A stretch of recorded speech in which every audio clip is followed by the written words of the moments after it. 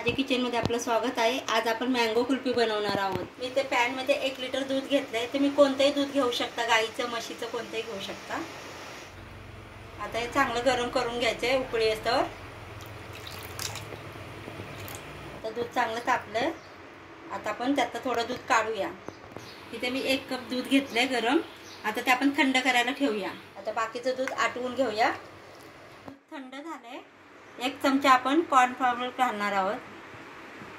आता हे सर्व मिक्स करून घेऊया। आता दूध थोडं आटलंय। आता आपण हे कॉर्नफ्लॉवर घातलेलं दूध आपण ह्यात मिक्स करूया दुधामध्ये।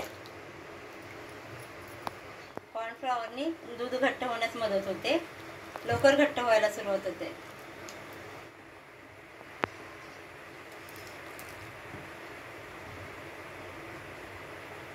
मी पाव चमचा वेलची पावडर टाकणार आहे। तर हे आपण सर्व मिक्स करून घेऊया। तर हे छान घट्ट झालंय। आता आपण हे थंड करून घेऊया। ते आंब्याच्या बारीक फोडी घेतल्या आहेत। मिक्सर मध्ये आंब्याच्या बारीक फोडी घेतल्या आहेत। आता त्यामध्ये अर्धा कप साखर टाकणार आहे। त्यामधून बारीक करून घेऊया। आपण आंब्याचा पल्प करून घेतलाय। मिश्रण थंड झालंय। आता आपण त्यात आंब्याचा पल्प टाकणार आहोत।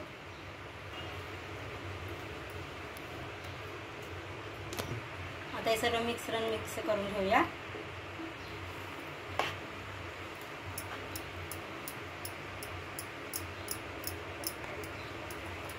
आंब्याचा पल्प मिक्स करून झालं। कुल्फी मोड घेतलाय। आता त्यात आपण हे सर्व मिश्रण भरूया।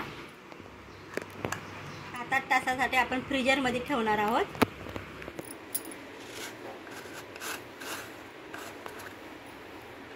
आपलं कुल्फी तयार झाले।